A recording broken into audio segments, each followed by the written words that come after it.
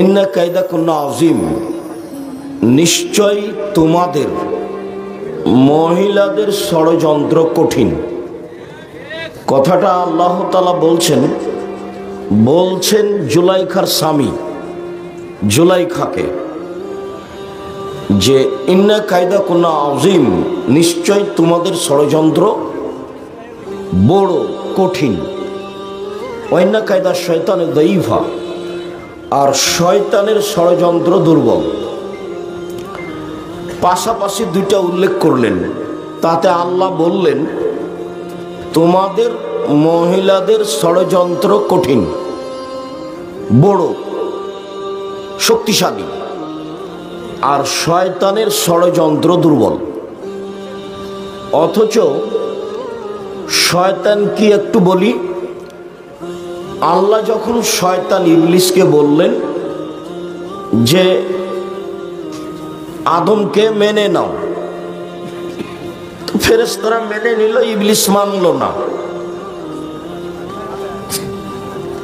তখন আল্লাহ বললেন যে ইবলিস তুমি আদমকে কেন মেনে নিলে না? তো বলছে আদম তো মাটির তৈরি, আমি তো আগুনের তৈরি, আমি তাকে কেমনে মানি? তখন আল্লাহ বললেন যে তাহলে তুই আমার দয়া রহমত থেকে সরে যা।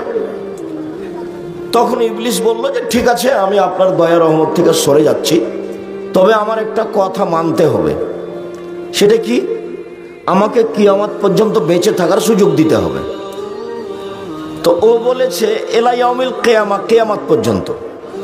তো আল্লাহ তার কথাটা মেনে নিলেন, তবে তার ভাষাতে মানলেন না। বললেন ইলা ওয়াক্তি মালুম, একটা সময় পর্যন্ত তোমার কথা মেনে নিলাম।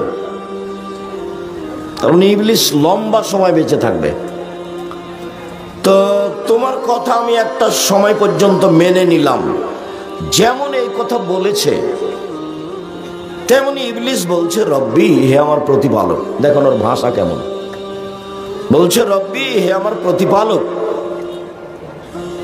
ইজ্জাতে কা, তোমার মর্যাদার কসম, তোমার সম্মানের কসম, তোমার মান সম্মানের কসম করে বলছি, লাউ বিয়ানাল ইনসানা মা দামাত আরওয়াহুম ফি আসাদিহিম, আদমের ছেলেমেয়ের দেহে যতক্ষণ পর্যন্ত শ্বাস থাকবে আমি তাকে ভুল পথে, ভ্রান্ত পথে নিয়ে যাবই।